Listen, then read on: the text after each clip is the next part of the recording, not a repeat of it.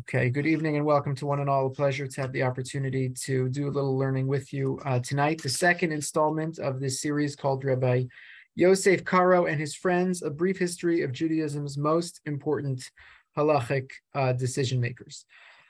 Last week, we learned a little about the biography of Rabbi Yosef Karo, and we explored the introduction to his magnum opus, the Beis Yosef, or as he would have surely called it, the Beit Yosef. So just to remind you, our best guess is that Rabbi Yosef Karo was born in Spain in or around 1488. He was in exile more than once. He fled with his family as a young child from Spain to Portugal, and then was forced to flee again when the Jews were expelled from Portugal in 1497. He spent the better part of his life in various parts of the Ottoman Empire, and finally arrived also in part of the Ottoman Empire in Safed in Tzfat in or around 1536, and that's where he lived the rest of his life. Beis Yosef, which is celebrating its 500th anniversary this year. It's hard to know when to celebrate, but he began the work exactly 500 years ago in 1522. It took him 20 years to complete. It was really a lifelong project. Edited it for another 8 years and finally began to publish it in pieces in 1550. We talked about the revolutionary nature of this work, and we saw an excerpt just to get a flavor. And as I mentioned, we're going to look at pieces from the Beis Yosef on more than one occasion over the course of this series to get a fuller flavor of what this work was all about. It was intended to be comprehensive. He didn't just take the Talmud or the Medrash or the Rambam. He took everything, he collated it, he organized it, and he systematized it, he synthesized it, and then he evaluated it, okay, so that there was clarity about what arguments were the most important, were the most compelling, and he provided this really groundbreaking text, which won over really the readership at the time and for generations more. There's a piece which we didn't get to, which we may return to at a later stage, but I just want to mention it at least in passing, and that is just to think about what will always happen in the sort of an inevitable issue that comes up, and that is the gap between aspiration and reality. Okay, so the introduction to this book says, I'm going to follow the following 3 rules, and then you read the book, and well, he doesn't always follow those 3 rules. Sometimes there are exceptions. Okay, so the point simply is to notice that the introduction, whether or not he follows it 100% of the time, or whether or not he adheres to all the principles that he lays out at the beginning, the introduction is a manifesto, right? And it says something about his understanding of Jewish law, of halakha, of the halakhic process. And I'm not sure if I mentioned this last week, but it's fascinating to notice. There are 4 parts of the Shulchan Aruch. So you have Orach Chaim, you have Yoredea, you have Even Ezer, and you have Choshen Mishpat. And typically, whatever you comment on first, that's where your introduction will go. The author of the Shulchan Aruch, Yosef Karo, included his introduction word for word in the beginning of each one of the 4 parts of the Shulchan Aruch. He wanted everyone to know it. He wanted everyone to see it because it really was his manifesto. So I want to transition today from the work that maybe we know best, even though if you would have asked him, Rabbi Yosef Karo almost surely would have said, my magnum opus is the Beis Yosef. As I said, he would have said the Beit Yosef, but we know him by the Shulchan Aruch, and that's the work that I want to study with you today. Arguably, one of, if not the most important halachic book written in the last 500 years, in the last 1,000 years, in the last 2,000 years. It's almost unparalleled. It's almost unrivaled. Today, I want to introduce the subject of the book, introduce the book, talk about what its goals are and how and whether to what extent it accomplishes those goals. And then in a subsequent class, it won't be next time because I want to talk about the Ramah next session. But at a subsequent class, I want to spend time working with you on the reception of the Shulchan Aruch, both in the lifetime of its author and in subsequent generations, because that's where the rubber meets the road, and that's where we find the secret sauce. So how does a book become a classic, right? Any freshman literature class in college, right, wants to know the answer to that question. Well, here's the books on the syllabus. Why are we reading these? There were other authors who were also great. So how did we decide this is a classic? Okay, so obviously there's something intrinsic about the thing, about the book, about the text, but there's also something that happens over time where in the reception of the thing, it gains momentum, popularity, fill in the blank, whatever word you want to use to describe the thing. So I want to spend some time thinking about that with you, because it's really arguably the most important piece of this puzzle. How did the Shulchan Aruch get to be the Shulchan Aruch, retrospectively?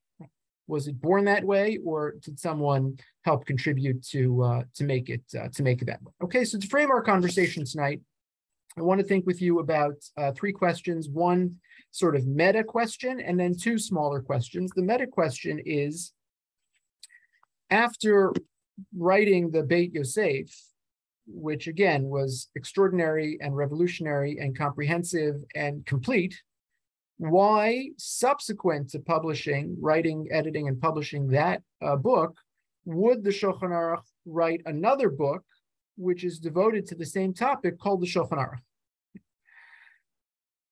The big question number one. Question number two and question number three are smaller questions, but they'll also help animate and frame our conversation. And those questions are, the Shulchan Aruch, the book, the Shulchan Aruch, was authored by Rabbi Yosef Karo in 1653 in Tzfat.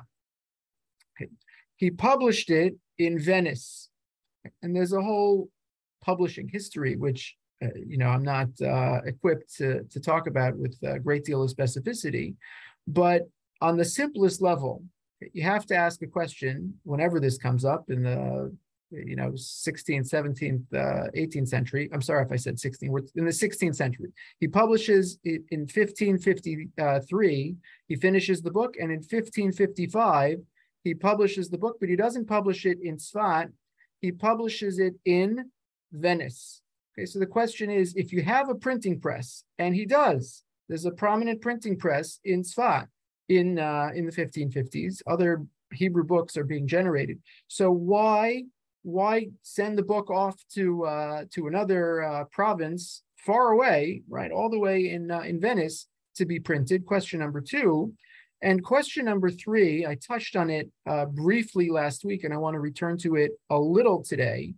And that is, in his introduction to the Beit Yosef, Rabbi Yosef Karo says, I am going to include the following. He doesn't say the number 32, but I'm going to include the following 32 sources for you, the reader, to work with.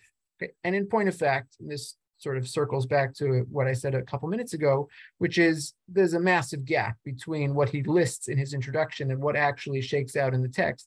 There's something, people have counted this, is like 150 books, that he actually references or actually discusses over the course of the Beit Yosef, but these are the 32 that he wanted to bring to your attention right at the beginning.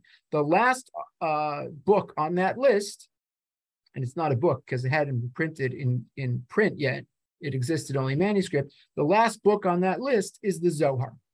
So question number three is, what does it mean that the Shulchan Aruch or the Beit Yosef included the Zohar? The Zohar is not a Halakhic text. The Zohar is a mystical text. So again, it's not surprising that Rabbi Yosef Karo learned the Zohar, knew the Zohar, studied the Zohar, was a student of the Zohar. Kabbalah was a big deal in Tzfat. If you've been there and you've gone into the shul, so you know all about Kabbalah in Tzfat in the 16th century. So it's not surprising that Rabbi Yosef Karo would have been intimately familiar with the book of the Zohar, but why would a decidedly non-halachic text enter into a halachic book? And what does that mean? What does that say about this project? Okay, so with those questions in mind, I want to jump in with you and study first the introduction to the book, which is significantly shorter than the introduction to the Beit Yosef. And then I want to share with you a couple of excerpts from the Shulchan Aruch. We started learning Hilchos Chanukah last week, so we'll pick up something from Hilchos Chanukah to get a sense of how the Shulchan Aruch differs from the Beit Yosef, and then talk about one of the areas in which the Zohar figures prominently into the Halakhic system. So before I jump in, any questions or comments to start?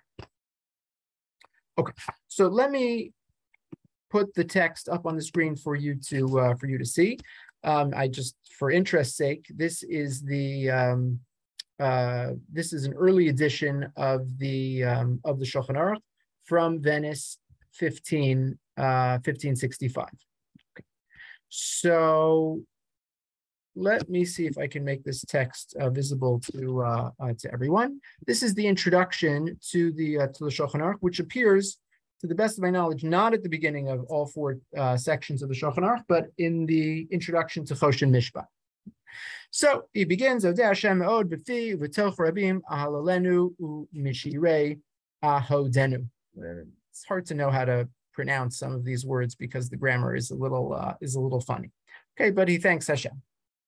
B'ma akadem Hashem akaf le'elokai marom asher mima'on kacho min hashamayim hofia berov rachama b'chasadav v'yashpia mituvo al shefel anashav kamoni. I've been so blessed. L'chaber sefer hanotein imrei shefer. It's got this rhyming scheme. Hachibor agadol shechibarti al arba turim asher krativ Beit Yosef.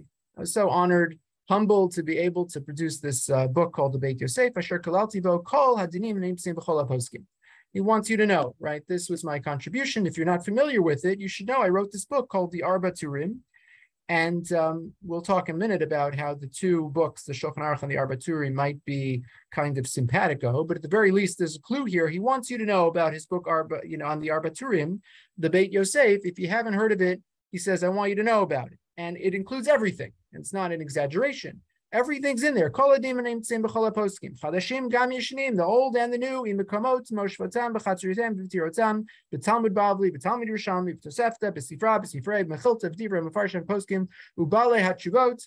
Chadashim gam yeshnim. It's all there. All the responsa, all the midrashic material, all the Talmudic material, all the poskim. Everything's included. It's all organized and arranged, contextualized. The Armon al Mishpat al Mishpato Yashav Talu Alav Kol Shitei Gabrim Anshe Hashem Asher Meola. Okay. Re'iti ani belibi. But now he says, let me tell you, I decided, it occurred to me, Ki tov l'lkot shoshanei sfirei mirav b'derech kitzara b'lashon tzach l'kula. The Beit Yosef's a big work. Everything's an essay. It's all collected materials, right? I've omitted nothing. So I decided I want to write an abridged version, okay? Something which is concise, condensed, yafeh v'na'im, and just beautiful and tasteful. L'manti Torah Hashem t'mima shkura b'fi kol ish Yisrael, so that God's Torah and the halacha, final word that I'm sharing with you, that should be on the lips of every member of the Jewish people. When you ask a question to a scholar, the scholar should know the halacha should be top of mind, right on his lips. He should know it because he'll have the Shulchan Aruch and he'll know the Shulchan Aruch and it'll all be right there in front of him.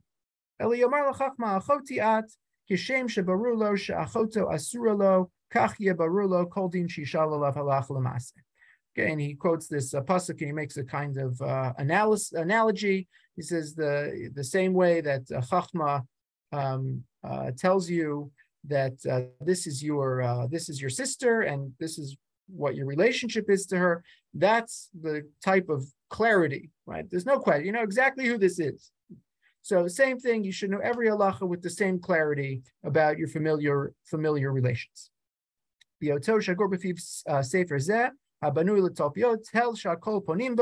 Everyone should look to this book, and I've divided it. This is really stunning. Okay, you've heard of Daf Yomi, finish all of Talmud in 7.5 years. So this is, 400 years before there was such a thing as Daf Yomi. He says, I just want you to know that I'm setting this up in 30 sections. So you could learn one section each day. And in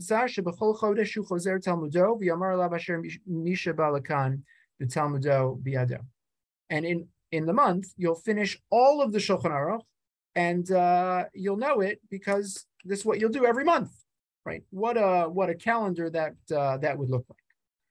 Two last points. Zot ve'od hatalmidim haktanim yevu tamid vishanunu l'shano alpeh. It's not just that I want the scholars to have one place to look and it's all organized and neat and clear and concise, but also young students. Okay, I want them to study this too.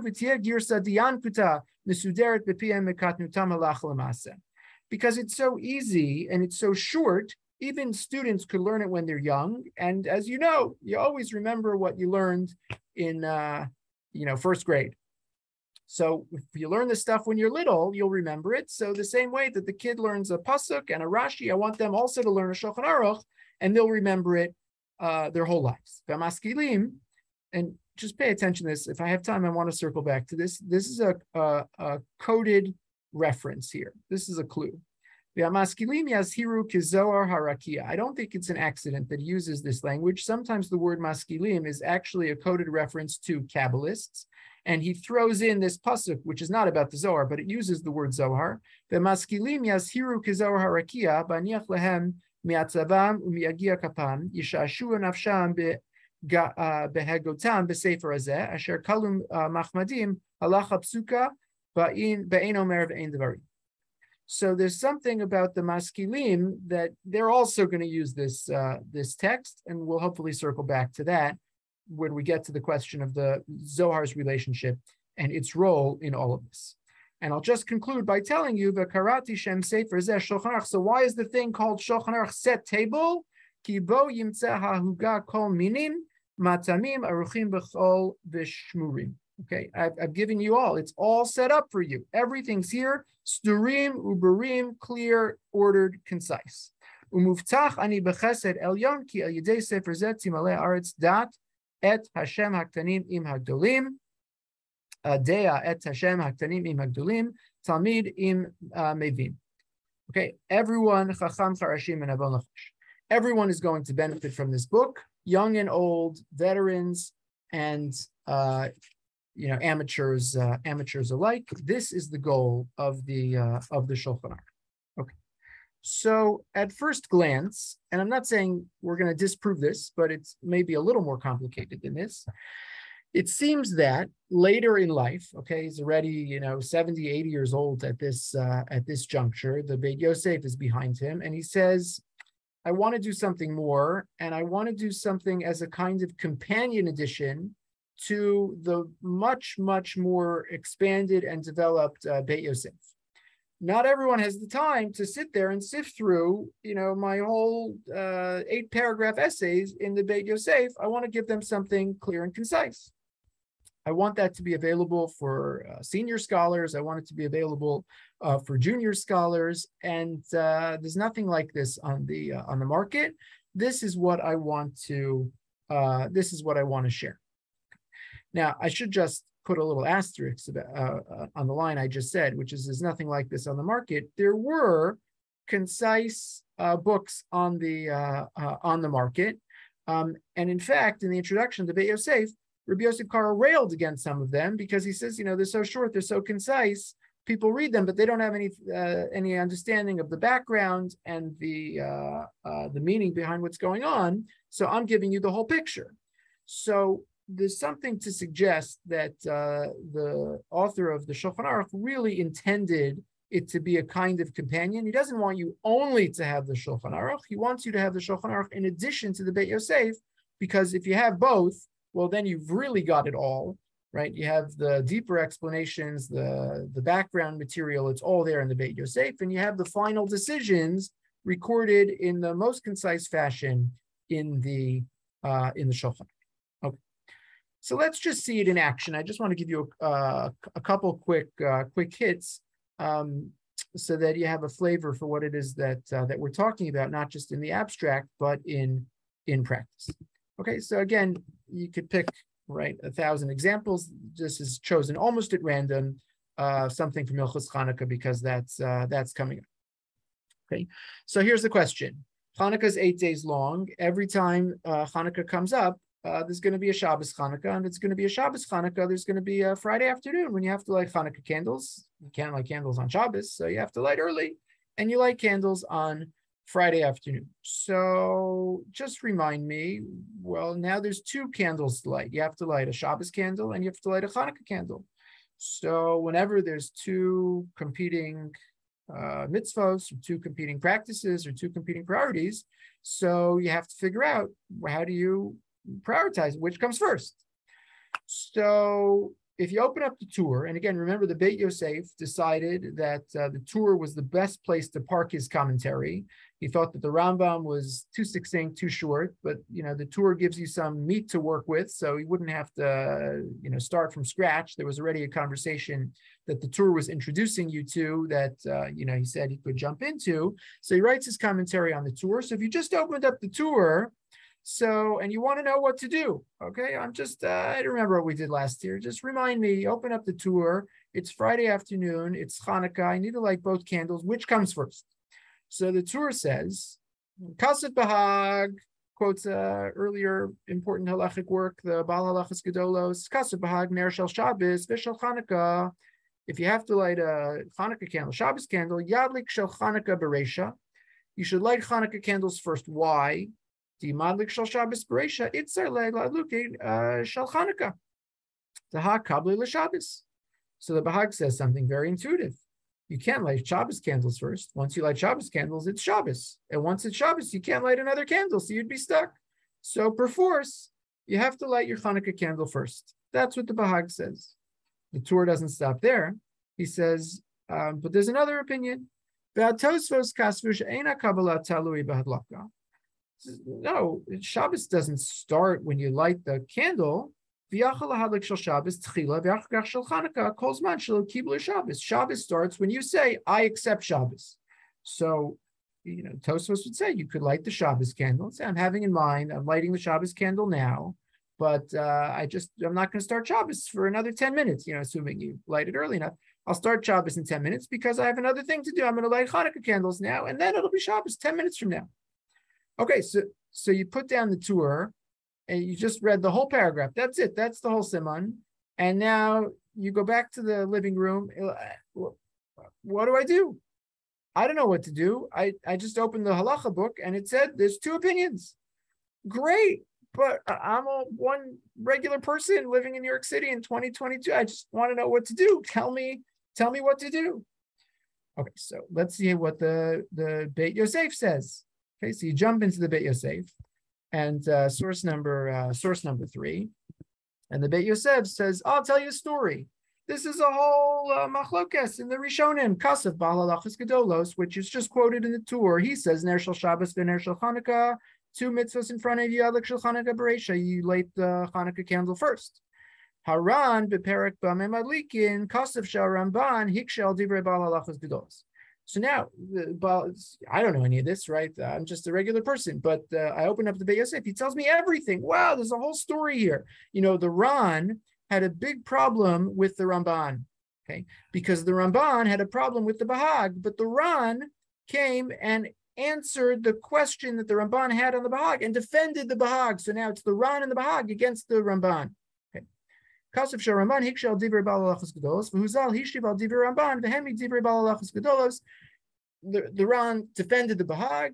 You could go look it up. He says there's more to the story, but I want to let you know that v'chenir b'divrei Mordechai, and it seems like the Mordechai agreed. Aval harash kasef sham demashbe gemara shekabala Shabbos eina tzulia badlaka snare. Okay, but the Rush sounded like Tosfos' position. And it sounded like when you light candles for Shabbos, it's okay. It doesn't matter. You could accept Shabbos 10 minutes later. It's fine because Rabbi Yerucham Shekain Ikar, and Rabbi Yerucham agreed. B'chein Yerushu Das Harav Magid, and the Magid Mishnah said the same. Okay, he's got this whole paragraph, and he tells you, right? There's 12 different Rishonim who talked about this, and he gives you the position of all of them. But I don't know. Do I know what to do? I don't know if I know what to do. Open up the Shulchan Aruch. Source number 4, right? This is a new book called the Shulchan Aruch Set Table. It's like 9 words. I didn't count. Be'erev Shabbos, madlikin ner Chanukah tchila v'achar kach ner shel Shabbos.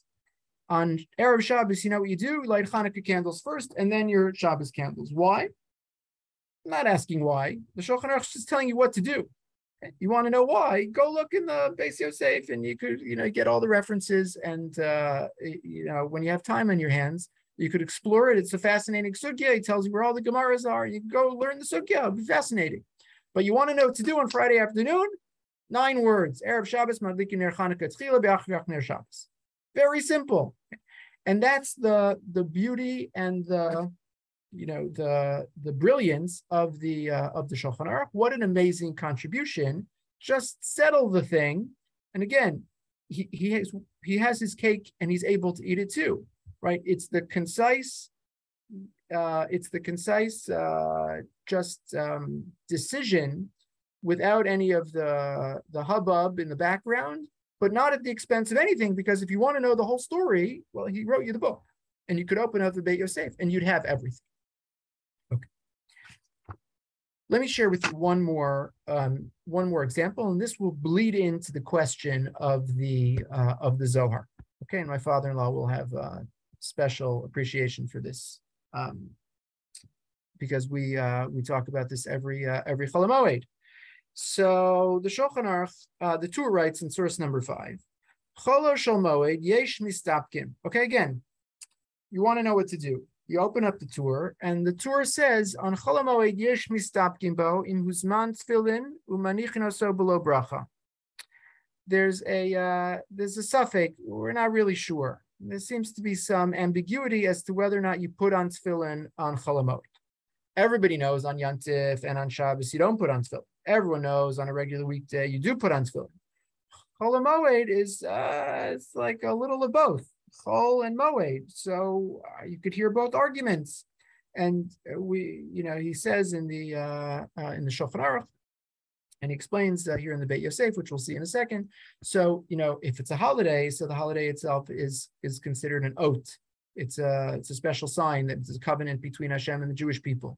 So it's Sukkot, and you built a sukkah. So that's the sign of the covenant between God and the Jewish people. So to come and say you need another oath, right, to put on your tefillin, which is considered, it's called by the pasuk an oath. So that's a zilzul. That's like insulting to the mitzvah that you're doing that defines the day. So Chol HaMoed, you also were sitting in a sukkah, and you could hear both sides. So the Torah says, not sure. It's a suffix. You put it on, don't make a bracha. Beit Yosef, as you could see, okay, 50-line, multiple paragraph essay giving you every source on the topic that you could possibly want to know, from the Gemara through all of the Rishonim. Just bolded for you 3 lines that I want to focus on. And remember, Rabbi Yosef Karo is living among and writing predominantly for the Sephardic community. That's his background, Spanish exile. He says, "V'achshav nagu kol bnei Sfarad shelo la'anicham b'chol hamoed." What I've noticed is that Sephardim they don't really do it. They don't put on tefillin on Chol HaMoed. And he's commenting, right? He's not prescribing. He's just describing what he's noticing. V'shamati shemikodem hayamanicham osam b'chol hamoed. Kidiver Harash. Interesting. They used to put it on in keeping with the Rush, who was an Ashkenazic posek who had fled Ashkenaz and spent the second half of his life in Spain.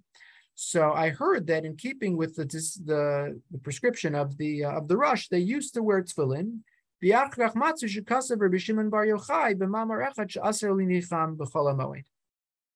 But then, they found that it was written in the Zohar, Shimon Bar Yochai, that's the Zohar. There was a particular paragraph in there that says you're not allowed to put on tefillin on Chol HaMoed. V'alkein nimnu hanicham b'Chol HaMoed v'chein kasiv mori dodi harav Yitzchak Karo zal b'tshuva. Based on the Zohar, they decided they're not going to put on tefillin on Chol HaMoed, and that was the decision of my uncle. He quotes a number of times over the course of his works, a man called Rabbi Yitzchak Karo. So, and he goes back and forth, and he has all these various opinions. but it's the Zohar which ends up being decisive in his psak halacha in the Shulchan Aruch. Okay, again, remember the Tur said simple, put it on, but no bracha. And Shulchan Aruch writes in source number 7, Shabbos Yom Tov Asur Nichatz Tefillin. So on Shabbos and Yom Tov we don't put it on. B'chol HaMoed, source 7. This is Siman Lamed Aleph Sif Bed. B'chol HaMoed Gam Ken Asur L'Nichatz Tefillin Mehatam Hazeh B'Atzmo Shimei Chol HaMoed Gam Heim Ot. So the Shulchan Aruch says, he doesn't tell you where it's coming from, but if you look in his Beit Yosef, you'll know. Based on the Zohar, the halacha is, the Shulchan Aruch says, don't put on tefillin on Chol. Okay. So fascinating to notice that the Zohar has such an important voice here. Okay. So I'll just share with you the end of that paragraph in the Beit Yosef. He says something very important, and this is a klal that he follows over the course of really the entirety of his Halakhic writings. The bolded last line of source 6, Umi achar she betalmuda didan lo nitpa'er din ze beferush, mi yarev libo lageshet lavur bekum aseh al dibur Rabbi Shimon ben Yochai mafli kol kach be'isur ha'nachatan. The rule is this: where the Talmud is decisive, and the Talmud tells us what the halacha is, so the Zohar does not enter the conversation. The Talmud is dispositive. If the Talmud is undecided or undecisive or silent, so then the Zohar can have a voice and can in fact be dispositive. On this particular issue, you could look through the entire Shas. You won't find a definitive decision about this issue. In the absence of a definitive decision from the Talmud, Rabbi Yosef Karo says, I use the Zohar. Okay. So just park that in the back of your mind for a moment. We'll return to it very soon. So before trying to answer our questions, let me just share with you a couple observations about this text called the Shulchan Aruch. Okay, if you want to read one essay about the Shulchan Aruch, the essay that I want to recommend to you, you could just Google these words; it'll come right up. The text is available online. Just Google Isidore Twersky Shulchan Aruch, Enduring Code of Jewish Law. And this essay, written in 1967, published first in Tradition, will come right up. Isidore Twersky, as you know, is linked to us in so many ways. Okay, Isidore Twersky was the son-in-law of Rav Soloveitchik. Isidore Twersky was the father of Rav Meir Twersky, who was one of my rebbeim at Yeshiva University. Isidore Twersky was the head of the Jewish Studies Department at Harvard and was the teacher and professor of, exaggerating only a drop, every important Jewish scholar of the past generation. Okay, so he's the teacher of Rabbi Jacob J. Schachter and 50 other of the top great Jewish studies scholars. From the 60s, 70s, 80s, and 90s, anyone who trained with him. So those are the people at the top of the Jewish studies field. Okay, an amazing scholar, and he wrote this essay in English on the Shulchan Aruch, and I just wanted to share with you a few excerpts, a few highlights, because they're so beautiful, they're so profound, and they're so pervasive. It's like they say so much. And again, I encourage you to read the whole article. I almost just devoted the class to the article, but I'll just share three quick excerpts. Okay, excerpt number 1. He says, the Shulchan Aruch gives the concrete idea, but omits what Dilthey called erlebnis, the experiential component. In the Shulchan Aruch, the halacha manifests itself as the regular juris, a rule of life characterized by stability, regularity, and fixedness, making known to people the way they are to go and practices they are to follow. These specifics, visible, These specific visible practices are not coordinated with invisible meaning or unspecified experience. One can say in general that there are two major means by which apparently trans-halachic material has been organically linked with the halacha proper. Number one, construction of an ideational framework which indicates the ultimate concerns and gives coherence, direction, and vitality to the concrete actions. And number two, elaboration of either a rationale or law or a mystique of the law, which suggests explanations and motives for the detailed commandments. The Shulchan Aruch, for reasons of its own, about which we may only conjecture, attempts neither. There's no backstory here, right? Again, if you want the backstory, you go to the Beit Yosef. What the Shulchan Aruch is giving you is just the bottom line and nothing deeper. Okay? There's not any rationale. There's not any reason. There's not any It's not there. Okay? Point number one. Point number two, the Shulchan Aruch adds a further rigorism to the practicality of the Turim.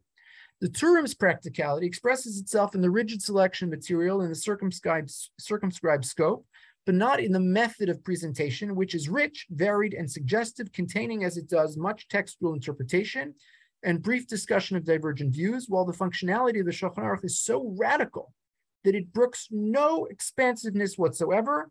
The judicial process is of no concern to the codifier. Exegesis, interpretation, derivation, awareness of controversy, all these matters are totally dispensable, even undesirable for the codifier. So there's 2 points in here. One is, and again, there's so much here, and I'm just trying to be concise. You know, there's a very important difference between the Mishnah Torah of the Rambam on the one hand, and the Torah and the Shulchan Aruch on the other. The Mishnah Torah of the Rambam is intended to be a comprehensive guide for all of Jewish life. And what's important is that he views our context of the unredeemed diaspora as a blip in the span of Jewish history. It's true, you're living in 2022 right now in New York City and not in Jerusalem, and there's no temple, and you don't have sacrifices, and you're not bringing truma. That's all true, but you have to know all those halachos about what life would look like with the temple and a restored Jerusalem, because Mashiach might come today or tomorrow, and you'll have to know. And so much of the Mishnah Torah is taken up with life in a redeemed world. In fact, if you try to look at the halachos of the Pesach Seder in the Mishnah Torah, so you get whiplash, because he says, well, if you have a temple, so then you'd start by having, you'd make hamotzi, and then you'd say the bracha on the korban Pesach, the korban zevach, that would be your main meal. But since we don't have a temple, you're not having a korban zevach. And at the end of the meal, you would have a korban Pesach, and the bracha you'd say is the bracha on the korban. But since you don't have a korban Pesach, you just use a piece of matzah for Afika. That the whole Mishnah Torah is like that. The Torah cuts that out. The Torah says, we don't have a temple, we don't have sacrifice. It's not happening right now. Okay, so we're writing a book of law for this moment. And in this moment, none of those issues are relevant.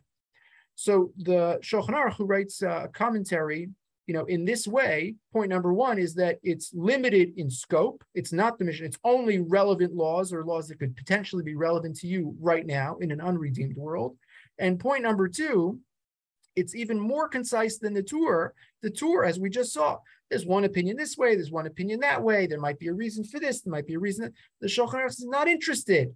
I'm just giving you the bottom line.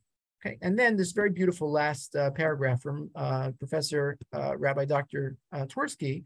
What I'm saying, in other words, is that to a certain extent, the Shulchan Aruch and halacha are coterminous, and the problem of the Shulchan Aruch, it's precisely the problem of halacha as a whole. Very profound. Halacha itself is a tense, vibrant, dialectical system which regularly insists upon normativeness in action and inwardness in feeling and thought. You're supposed to shake a lulav, and it's supposed to move you inside. You're supposed to eat a piece of matzah, and you're supposed to feel you're free.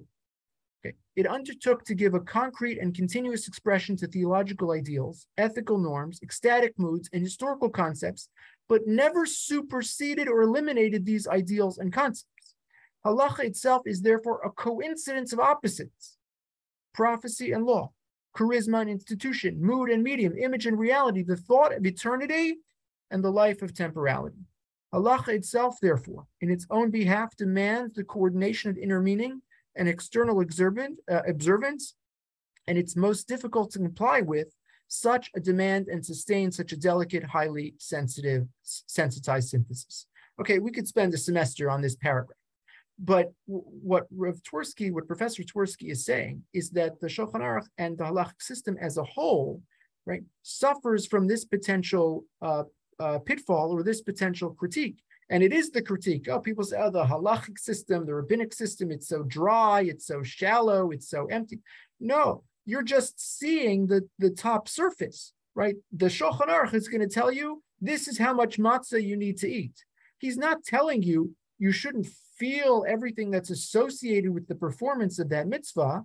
That's not what the purpose of the book is. The purpose of the book is to tell you how much matzah you need to eat to fulfill your mitzvah. But that's never to the exclusion of the inner experience that is meant necessarily to accompany the mitzvah and the performance of the mitzvah itself. It's always both, right? And there's this constant tension. You could have a 10-page essay on the beauty of matzah and what it means to be free and this, but you might not fulfill your mitzvah if you don't eat enough, right? You have to have both, and it's the synthesis and the tension, right, that creates the beauty and the durability of this extraordinary system.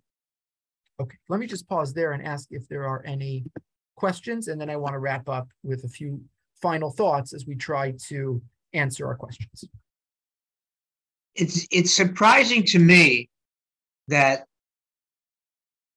let's say, the yeshiva world or the halachic world, which is so sort of anti-mystical and rational, relies so heavily on a text which is so dependent on mysticism, on the Zohar, that it seems unlikely that it would come about that. It is unlikely. So I don't want to overstate it, meaning the Zohar figures prominently in the Beit Yosef, the Zohar figures prominently in the Shulchan Aruch. It's not everywhere, meaning it's here and there. So that's just one piece to notice. But yes, it's much more than that. I would even say from another perspective, it's even the question is even stronger. And I mentioned it last week, but there's much more to say. The book we don't talk about in the life of Rabbi Yosef Karo is the Magid Mesharim, which is his diary of mystical encounters with a malach who spoke to him every day, which he considered to be the living embodiment of the Mishnah. Okay, this is a totally mystical experience, which one does not typically associate with the life or personality of a halachic codifier. So there's a fascinating, much kind of bigger, broader, more sophisticated picture of the Shulchan Aruch and the man who was responsible for codifying Jewish law. Okay, the last few things that I want to say are this, and let me see if I can make the following argument, which is not my argument. It comes from many generations of scholars, much wiser than I. Let me see if I can articulate this in a brief way, and that is the answer to the question of why did he write the thing, right? Why did Yosef Karo write a text called the Shulchan Aruch, whether it was or not meant to be a companion to the Beit Yosef? Okay, so everyone likes to notice that historically you have to understand the 16th century, in all kinds of regions in Europe and the Ottoman Empire, there was lots of codification going on and fascinating. Okay, and maybe there's go trace influence. It's hard to know when the Shulchan Aruch is not telling you anything about the influence of the Ottoman Empire on his life, and to the extent that there was an influence, it's hard to know. The Halakhic system in a lot of ways is not necessarily given to being that moved by those kinds of influences, maybe at the margins, but to write a whole code, because that's what other question. So to paraphrase the words of Professor Israel Tashma, Rabbi Yosef Karo's goal was not only to write a halachic code, but it was his goal to be the authoritative, to create the authoritative code, not just for him and his community, but for the entirety of the Jewish people. Again, you can't prove this, but I think there's a very strong case to be made that Rabbi Yosef Karo was actually interested in doing what he ended up succeeding in doing. And there's usually not a total confluence between the expectation on the one hand and the result on the other. But he actually attempted to pull this off, to write a code which would be authoritative and final, and the final piece we'll have to revisit, but authoritative for his community and for the entire world. Okay, Professor Tashma says, notice that his goal was to appeal to the three major Jewish communities in the world. For Sephardim, right, his works included the Rambam and the Rif and gave priority to them. And even, as I mentioned, the Rosh, who's the third of the three pillars upon which his work is based, even the Rosh, right, was a posek for the Castilian community after being exiled from Ashkenaz. So clearly, right, the Sephardim are going to follow this book. And as I think I've mentioned, maybe if not explicitly, at least implicitly, everyone appreciated that Rabbi Yosef Karo was the Gadol Hadur, he was the posek, and everyone looked to him. So he's got the Sephardim. For the Ashkenazim, right, he called on Ashkenazic poskim to fill in gaps or report on minhagim that were uncontested. So they don't get pride of place, but he still speaks to them. And you could, if you're an Ashkenazic Jew reading the Shulchan Aruch without the Ramah, putting the Ramah aside, we'll come back to the Ramah next time. But if you're an Ashkenazic Jew reading the Shulchan Aruch, it's still going to speak to you. You're still going to see your poskim represented in the conversations of the Beit Yosef and in the evolution of the Halakhic process recorded by Rabbi Yosef Karo. And then Professor Tashma makes a fascinating argument. He says the following. He says, for the Jews, that's you have your Sephardim, you have your Ashkenazim, and then you have the Jews of Italy, Turkey, and Greece. And he says for those Jews, he included the Zohar, which was apparently very, very, very prominent book, a very prominent work for those communities. His goal being to gain acceptance not only in the emerging Kabbalistic centers of Turkey or Tzfat, where it would have been easy, but also in Greece or in Italy, where the Zohar had achieved halachic status in an unprecedented way in the world. With that in mind, I want to answer one of our other questions and then bring things to a close. I may have mentioned it a drop last week. I'll amplify the point now. But part of the making of the Shulchan Aruch, and we'll talk more about this, right, was not just an accident of history that, he happened to come around at a time in the 16th century when print was on the ascendancy and you could reach wider audiences, but consciously and intentionally, Rabbi Yosef Karo used the print revolution to disseminate his work and to disseminate his perceived halachic authority in ways that would have been impossible 100 years earlier. Okay.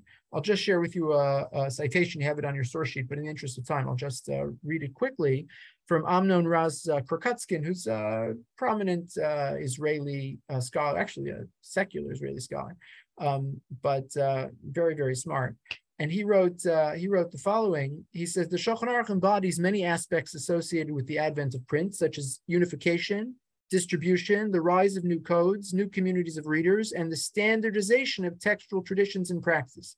Karo was an obvious, albeit exceptional example of, quote unquote, a new author who was well aware of the advantages and restrictions of print. The explicit purpose of the book was popularization, namely to make the law available to both scholars and lay people. Right? Rabbi Yosef Karo actually said it himself, and the author was well aware that it would be quickly disseminated throughout the Jewish world and hoped that it would bring unification and consensus.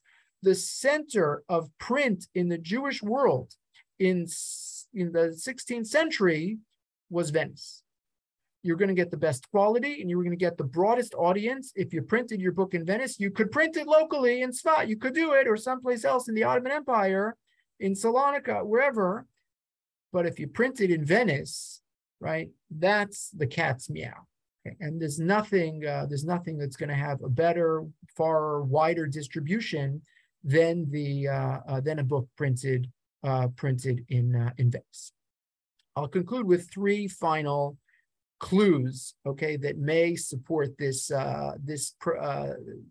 thesis, right? This proposal, this argument that Rabbi Yosef Karo consciously and intentionally was trying to become an authority for world Jewry.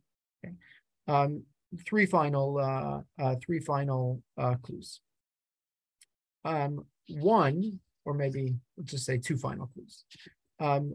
One is the very model that he used, this notion of, I'm going to take the three major poskim of Jewish history, the Rish, the Rush, the Rif, and the Rambam, and I'm going to poskim 2 out of 3. So there's a little precedent for that, a little, but he made it into an institution, right? So what does that remind you of? Of course, that reminds you of a Beit Din, meaning that's how a Beit Din functions, right? We're going to set 3 jurists, and we're going to just a majority, right? The idea of this is not just my book, right? But I'm setting up a model of a Beit Din which is intended to be authoritative and final. Okay, and one further clue, and we didn't talk about this because it's a topic unto itself, but we did talk about it actually on Shavuos. And that is in the great Smicha controversy in Tzfat in the 1538 rather. So Rabbi Yosef Karo was perfectly content to have Smicha conferred upon him, and then to confer Smicha on others, right? And not the way that Yeshiva University does it in 2022, but sitting in the Holy Land, sitting in Israel, it was the beginning of what was hoped to be the reintroduction of a Sanhedrin, which would have been, right, a central organized body of Jewish jurisprudence, which would have then had local, communal, national, international, global authority. So again, you can't prove this, but I think there's a very strong case to be made that this was actually a goal, if not the goal, behind the publication of the Shulchan Aruch. Again, with the Beit Yosef in mind, keeping in mind that they're going to work together. There's going to be some compatibility and maybe even necessary companionship between the two. I don't think the Shulchan Aruch wanted you to live a life where you only opened up his book and said, light Hanukkah candles first. That's not the goal. He wanted you to have access to the whole sugya and the background. We've shown the whole thing. But he also wanted you to know this is the final, this is, go learn the sugya, but at the end of the day, this is the answer. This is how to do it. And everyone should function this way.